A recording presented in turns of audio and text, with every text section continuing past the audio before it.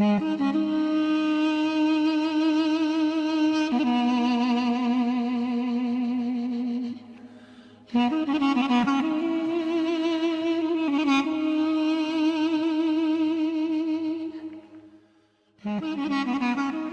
in Syria is generating new political and social entities together with new conflicts. These conflicts can be dangerous for the stability of the local population. We met Aldar Khalil, member of the Executive Council of the Democratic Social Movement, to talk about the current situation in the area and its future. Mr. Aldar, Kurdish people are divided between Syria and Iraqi Kurdistan. Why? First of all, Kurdish people are not divided among Syria and Iraq. Kurds are especially in Rojava, Kurdistan, and Syria. They are united and they are living together despite differences between Syrian Kurds and Afrin, Kobane, and Jazira. But they are united in the resistance against terrorism that we have been experiencing in the last 5 years. But there are some political and social parties that do not find an agreement and that decided to proceed on another direction. These are the ones agreeing with the Turkish and the Qatari on the situation in Syria on the Kurdish matter. These parties chose another direction for the Kurdish people, but they cannot represent it. The fact that they are out can give the impression that Kurdish people are divided, but in reality the Syriac Kurds are well organized, and inside they have many political parties and organizations, and this is due to their historic revolution and does not depend only on the revolution that started 5 or 6 years ago. Kurds from Barzani are against the Syrian Kurds. What is the reason you are divided? As I said before, these groups chose another direction. They decided to count on Turkey and Qatar and regional powers to have their support. They are trying to find a solution for the Kurdish problem based on this choice.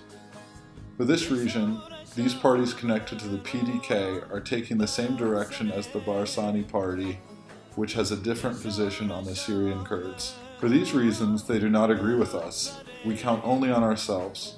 They do not agree with the principle of the Democratic Ummah. They refuse this idea. They refuse our vision of how different people in this area should live together. The solution they want is the nationalistic one, as the old regime in Syria and Iraq used to do together with the rest of the countries in the Middle East. These parties that dominated these countries with this kind of nationalistic idea based on only one national identity and the marginalization of all the others, these parties have an obsession to link nationalism and freedom. It means that the solution to the Kurdish cause is a common one, not only depending on the nationalistic solution. We have to try to solve this problem and to give to the Kurdish people their identity, their story, and their culture. We believe in the idea of the Democratic Ummah. We believe that we have other people we can live together with. For instance, Syrian, Ashuri, Kaldan, Armenians, Turkmens, all these people are part of the Middle East, and we believe we should live together in a peaceful environment that allows everybody to practice their cultural beliefs, to learn their languages, and to have their own identity. Can you talk about future, power, and authority? The future we have to build for Syria cannot be based only on one power or authority. This is the real difference between us and those who are called the opposition.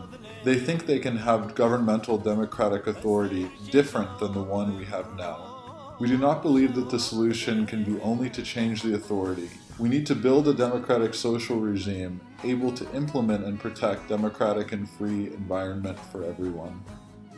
For this reason, Syria should be democratic, pluralist, parliamentarian, federalist, or whatever term we can agree upon.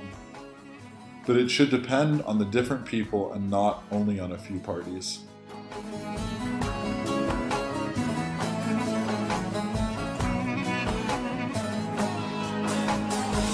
شبيلة جارة